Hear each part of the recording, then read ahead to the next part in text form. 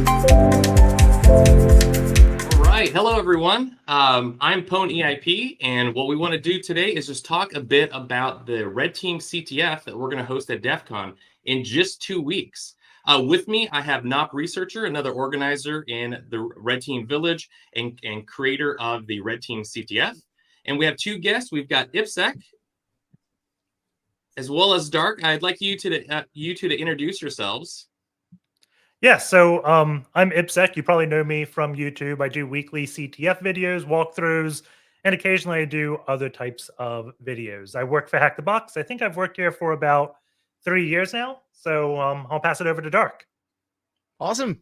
Thanks, Ip. I'm Dark, as Ip said. I have worked at Hack the Box since November of this last year, but I've been involved with the wider cybersecurity training community for about 4 or 5 years now.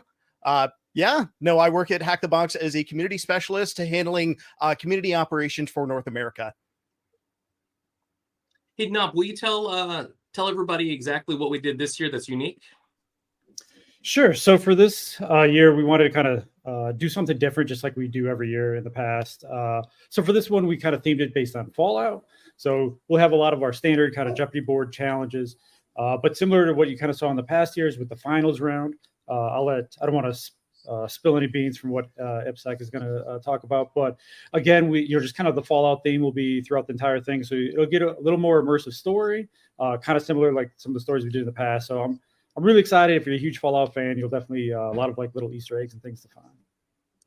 Awesome. And, one thing that we did this year was we partnered with Hack the Box. So we're going to have half of our event time allotted for qualifiers, where we've got a Jeopardy board style CTF that's going to be hosted on our platform on threatsims.com. But then for the finals, we're leveraging the really refined platform that Hack the Box has had for years in order to have an immersive scenario where we've got a unique environment built for each team that makes it to finals. With that being said, I'd like to ask, what was some of the inspiration about developing the CTF and IPSEC? What sort of challenges were you aiming to present to the players? Yeah, so this lab environment is something I wanted to exist for a while. I put a lot of my favorite exploits that I've done from work and previous CTFs I've seen. It's really tough to say too much without spilling the actual beans. There's at least one pivoting challenge that I think a lot of people will be questioning if they're actually still in a virtual environment, just because I haven't seen this type of simulation done before. A lot of the exploits are relatively basic and easy to find, but there's going to be small tricks like evasion techniques that you have to do in order to get the shells you want. And about like the things I've done in previous CTFs, there's a lot of post-exploitation that's definitely not OPSEC friendly that you're going to have to do in this. It's one I only really pull out for like CCDC, because whenever I try to do it like professionally, they always call me crazy and say something like that is out of scope. But real threat actors are doing it, and I don't see a lot of people like talk around these type of techniques. So it's going to be put into this lab, and then some months after Red Team Village, we're going to make it available to everyone on Hack the Box through a pro lab. That's going to be really cool to see. What IPSEC didn't get into is a hint for any players is to just stay current on the exploits of the year. We definitely like to use those as a basis for the CTFs that we run, because it's kind of nice to revisit all of the pain that we felt in the last year if you're on the blue team, all the fun that we had on the red team. And so definitely stay current. Take a look at the popular CVEs of the year, and that might be a big hint. Definitely. So I know we kind of talked a little bit at the beginning, and then definitely IPSEC touched on it a bit. But Dark, I just kind of wanted to ask, like, how does this capture the flag event differ from some of the others? Like, what is kind of the unique experiences that participants can expect during it? Well, this year really is going to be something truly special, and even just as someone that's helping with the CTF, I'm just excited to see what players are what their experience is going to be like, because it is such a nice environment this year. So as Pwn EAP and Nop, you mentioned, it's going to be hosted on the Hack the Box platform. So everyone will have their own unique infrastructure, which is just really nice. It's a huge quality of life thing. And it's something that we're very proud to bring that to the Red Team CTF, and especially the DEF CON environment, beyond that, Nafi mentioned that this is Fallout themed, and as a huge Fallout nerd, I couldn't be more excited. You know, Fallout New Vegas, Fallout 3, it's all that DNA is baked in, and it's something that you're going to see it as well in the swag too. Pardon me, Pone, EIP, you mentioned I know you've tweeted a couple pictures about this, but the badge itself is a Pip-Boy, and that really ties in nicely with this lab. Beyond that, let's see. So I know we mentioned this as already briefly, but the lab itself is going to be paused during the evening, and that's really meant to encourage you to do a little bit more than just, you know, beat on the lab. Give you something to do in the evening, go socialize, go hang out with other folks, and really enjoy your time at DEF CON. And that's something that hasn't necessarily been done in the years past. And as someone that loves the CTF, but also loves everything that DEF CON has to offer, that's huge for me. That means that I can go out at night, players can go out at night and enjoy meeting other folks, go enjoy the networking, enjoy what you're going to find there in Vegas as well. All really huge stuff. And then the last bit was, it mentioned this, it's going to be available as a Pro Lab, which is just super cool. I love doing this after the event, and really getting the opportunity to dig my teeth into that is going to be something really special. And I couldn't be more excited. It is fantastic to have not only the sponsorship from Hack the Box, been a huge sponsor of the Village for the last couple of years, but you know, I'd like to ask what would you say that the involvement of Hack the Box in the community, like what does it do for fostering talent out in the field and improving sort of the quality of individuals in the defense and offense? Yeah. So I think it helps get so many more people into this field. I know when I was learning security, I think the troubles I had were mainly there wasn't enough information out there to learn. And I think the trouble a lot of people have nowadays is there's too much information out there for people to learn. And I think Hack the Box does a really good job at putting quality content in front of you without a huge price tag. And also, like, just doing these events. Everyone talks about how much you can learn from CTFs or how much harder CTFs are than their real job. And me, honestly, I don't know if the skills I've gained doing CTFs, which I didn't go to college, so 100% of my skills came from these CTFs, is the most thing I would value. I mean, I think the friendships I've gained along the ways from doing various CTFs, not just Hack the Box, but going to conferences, doing other CTFs, like I value those friendships a lot more than the skills I've gained. Because there's going to be countless times like that I just didn't have the skill to do something, but then I go ask friends like Barry, Dark, OXDF, Nop, and asking them helps me get those skills. It also keeps me sane, and this is a hard field to stay sane in. So, yeah, it's definitely the friendships, I would say, that the CTFs help so much. And again, as Dirk said, Red Team Village is shutting off access to the lab overnight to encourage socialization, which I absolutely love.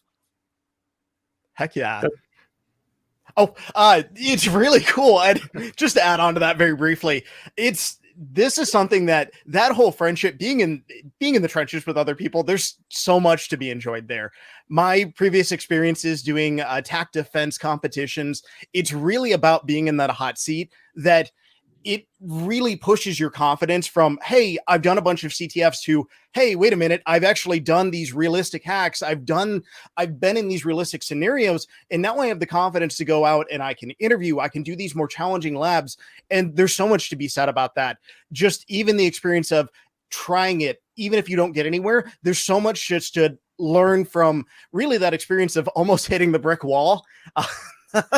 You know, the brick wall is going to move eventually, right?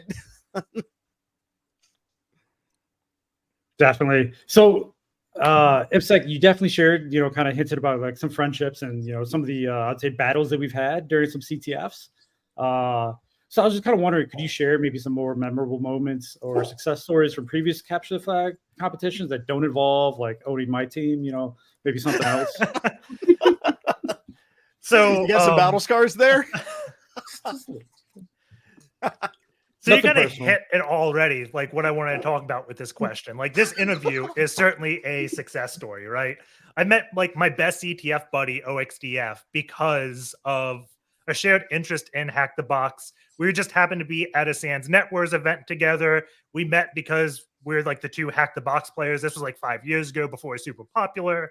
And we made a net worth team, and it's been like 5 years now, and we haven't stopped talking. So OXDF's definitely a big success story from CTFs. I'm not talking about like his success. I'm just talking about the friendship it gained. And it's not just his. Like as Wes mentioned, we do a lot of CTFs. I know Wes through CTFs. I also know Barry. Barry happened to be at DerbyCon, I believe, and he met a mutual friend of mine, Kyle. And Kyle was also on the Sands Networks team with me and OXDF. And Kyle brought him in. I think they probably did a CTF at DerbyCon together. I don't know. Barry is a big socializer at all conferences, so could be any way he met Kyle. But he brought him into the Sands Networks team back in the day. And then we just spent like the event would be one weekend. It would probably, I think, be like 2 4-hour nights. But the whole month prior, we were just building a bunch of crazy post-exploitation tricks and things like that to go throw at unsuspecting teams like Wes over there. And it was just so much fun. Like, I would not trade anything in the world for all the friendships I've gained there. It really was a ton of fun. We were pretty lucky / fortunate to be able to build a stack team. We came in with custom tooling. IPSEC wrote his own custom C2 that we use in order to control all the boxes that we pwned. We had a variety of tricks that we were going to use because it was all about castle versus castle at the end there. I know that Kyle and I we showed up with 2 rootkits for the Linux systems, and so we knew there was the vuln already. We knew what the privesc was, and we automated attacks. We captured these systems. The first time we learned a hard lesson because we would lock out the other teams, and then they would just go and get it reverted, and so like we wouldn't even have a chance to score. The next year, though, we learned that we should get in, basically, cover our tracks, lay down 2 rootkits, and then just mess with them the whole time. And I know that there was the second place team or K-Pasta Zombies, like they were ready to strangle us because they couldn't figure out how we kept scoring on their system. We used a little trick, but that the last question we had about what's the value of these CTFs, absolutely the socializing, the friends, the building skills, just forcing you to learn a new technology, to get prepared for an event. That takes time. If you want to be competitive, you don't just show up to a CTF. You've done some preparations. You've got your own tools. You've got your cross-compiled binaries if you need them. You've got everything configured, right? That's not the time to configure networking on Kali at the beginning of a CTF. You should show up ready to go. And one last thing, I do want to point out, this is going to be probably about 75% of the size of the Pro Lab for this. And one of the things I strive to do is not make it linear. So anytime there's a credential you need to get onto a box, I'm putting that credential in multiple places. So after this event, definitely talk with other teams to see how you did some things, because you may have gotten on a box, but they got on a completely different way, or they stole a credential in some unique way that you just never thought about. So definitely, even if you've already solved it, talk with the other people to figure out how they solved it, because I can almost guarantee you there's going to be some differences there. And those differences, knowing it, makes you such a better hacker. And just a quick one on that. Actually, Wes, you wanna give the note taking spiel real quick? Oh man, yeah, that's the biggest thing, is just taking notes as you go along. I don't know, when I very first started off doing CTFs, I wasn't taking notes, and then you get somewhere like so deep into network, you're like, you get dropped or something, like I don't know how I got here. You get to start all over. So definitely, I just can't stress enough, just taking notes, just so you understand how things work. Where you got a particular exploit from, because you're probably going to see it again, right? There's in different CTFs. And then definitely as you work with other teams and you want to be able to compare notes and kind of talk things through, it's way better to be like, I did this versus like, man, I don't know, it was all blur. I'm not sure exactly what I did, but I got a flag, right? So definitely, I can't stress it enough. I don't care how you take notes, whatever it is, whether it's, Vim or Notepad, Cherry Plus or Cherry Tree, whatever, just take notes. Yeah, that's all that matters. Yeah, to be able to, collaborate with others afterwards. Notes are good. And of course, right, for us, we talk a lot about playing a CTF and applying those skills to real life. in real life and in offensive security, you must take notes. It is absolutely necessary because at the end of whatever you're doing, there's a report that needs to be generated that gets sent to the other side to get fixed. And if you don't have notes, then you're not going to have a thorough enough report, or you're going to be spending a lot of time tracing your footsteps to try to build that report out. And so that's one of those easy lessons learned. It goes both ways: CTFs, real life, back and forth. Dark, I had a question for you on the community side. Can you talk to us a little bit more about how Hack the Box collaborates, with other organizations or individuals to strengthen the InfoSec community? Oh, I'd love to. This is one of my favorite things that we do as a company. When I joined, one of the things that I actually talked to the team about when I was joining was their investment in the community. And that was something that really struck me with Hack the Box, is the sheer amount of investment that we really look to make in the community overall. And it's not just focused investment, with events like this, it's across the community on the whole. And one of the things that I'm really proud about there is we do love to give to smaller events.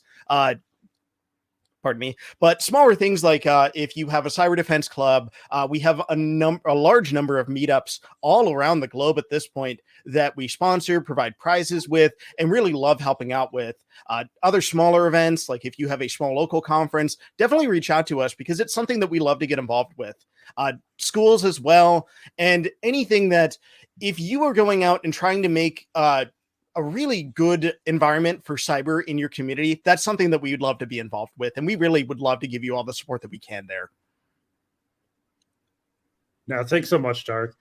I think, something that Pony IP and myself kind of struggle with at times, right, is, creating CTFs, right? We love always just trying to find that unique thing, trying to separate us from some of the other CTFs that are out there. And that's why, we're so grateful to kind of partner with Hack the Box this year, just do something totally different than last time. But I think one of the things, that we sometimes it's super easy to come up with, CTF challenges just from work. Hey, like I'm used to these kind of, hey, this is something I saw real world. Other times, it is a bit of a gamification of just trying to figure out like, hey, what's good vuln? What's this? How can I do this? So I really kind of wanted to kind of pick at that, Nick, and just kind of like, how do you go about, with all the different security, like cybersecurity threats that are out there? How does like you and Hack the Box, how do you kind of stay ahead of that and design challenges with those, kind of real world scenarios? Yeah. So that's one of the things that makes Hack the Box great is we have an amazing community that makes many of our boxes. So whenever someone submits a box, it goes through what we call the release committee. That's like me, OXDF, Manos, TRX, a lot of other great people at Hack the Box. Oh man, it is really storming if you heard that. But so we just kind of do the QA, but CTFs kind of stay on the bleeding edge of security by default. I think like these whole events or CTFs started out as a way for professionals to share what they've seen or done in the wild without like disclosing their client, compromising security. It's just a great way to share knowledge and share the tricks they did. Because at the end of the day, security is a puzzle to a lot of us. And when we solve the puzzle, we want to be able to tell other people about that puzzle, share that experience. And making CTFs is how we do it. And a lot of people do that. Then they share the CTF with Hack the Box so we can share it with the whole world. We just can't help it. Throughout this interview, we kept digging into like tips and tricks as well as, good takeaways for CTFs. We touched on a couple of the high points. I wanted to ask IPSEC, do you have any advice for those that are aspiring cybersecurity enthusiasts? Like what can they do to get involved in CTFs? What kind of skills can they advance by participating? I would say most aspiring people, if you're like me, at least like 5 or 6 years ago, you're scared and you have like an imposter syndrome and you just are afraid to do it. There's some type of anxiety that's stopping you. My advice, just do it. No matter what, you're going to come out with something you didn't have going in, right? And even if you're a beginner, like you can help those advanced teams out. There's going to be so many things that you could be doing just to help out that aren't really super challenging to do. It's just a lot of the basic things that we just don't have on hand. So we talked a lot about like note taking and things like that. Well, if you can go and reproduce a lot of the exploits your team did or ways to log into applications, then you can have some type of script that goes and tests other credentials. Let's say you just got a new credential. You're not going to go back and try that credential into like 5 different web apps. You can try, but it's very tough to do. Not many people do it in CTFs. And oftentimes you can waste an hour and be like, man, I should have just tried that credential. So if you had a script that you could just input that new credential, it would go test a login of 3 things or a few other things you did. That could be highly beneficial. And I think that's within the realm of anyone, especially with like GitHub Copilot, ChatGPT nowadays. Like just being that person to allow your team to slow down and take notes properly, do documentation, create things to reproduce it while the other people are going blazing fast. Or maybe you want to go that blazing fast one, right? Just do it, find a team. I promise you, you won't regret it. Thanks a lot for mentioning that, Nick. I think that's one of the big things, that bit of like the origin story, right? Is Pony IP and myself, and a bunch of our friends were all CTFing, and we just had a great time. And as we started kind of building those tools to automate things, try to, do attacks at scale, you need to be able to test those tools. So then we started creating like, hey, let me set up like an instance of this, a vulnerable instance of this. And then eventually we got to, that idea one time where it's just like, hey, why don't we create a CTF? And then that's, like a bit of that kind of origin story. And it's just kind of like a way for us to kind of give back to that community and kind of get more involved. So I want to kind of ask you, Dark, what else is Hack the Box doing aside from just, the capture the flag competition? Like what other initiatives does your company have? And like, how do you give back to the community and kind of foster some of that knowledge sharing that we're all talking about? Man, that's hard to get away from the CTF just because it's so much fun.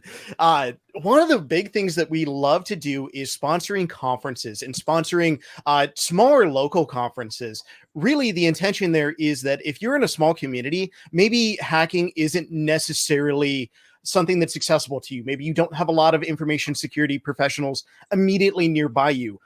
Maybe that translates to making a virtual conference. These are all things that, either you can find one locally or you can find something that maybe is international or even start it yourself. And that's something that we love to get involved with. Sure, there's the big conferences that we help out with, and those are always great. And we love helping out with those. They're, the folks that we work with, especially folks like you guys, we just love it. It's so much fun. It's always exciting, and it's always cool to see what is going on and what is it that you guys are working on that you're bringing that's special to this experience. Beyond that, for smaller events, I mentioned meetups as well. That's something that we spend a lot of time with. But cyber like general meetups for talking about cybersecurity. Apologies, I have a cat that's on top of my desk right now as I'm speaking. Anything like that. If you're going and like listening to a bunch of speakers, that's something that we always love getting involved with, and certainly in spades. If you are in a smaller country as well, and maybe Hack the Box subscriptions are a little bit more expensive, or something that is just maybe something that you want to bring to your meetup, that's a place that we really like to get involved and really help folks out that may not have the ability to access this otherwise.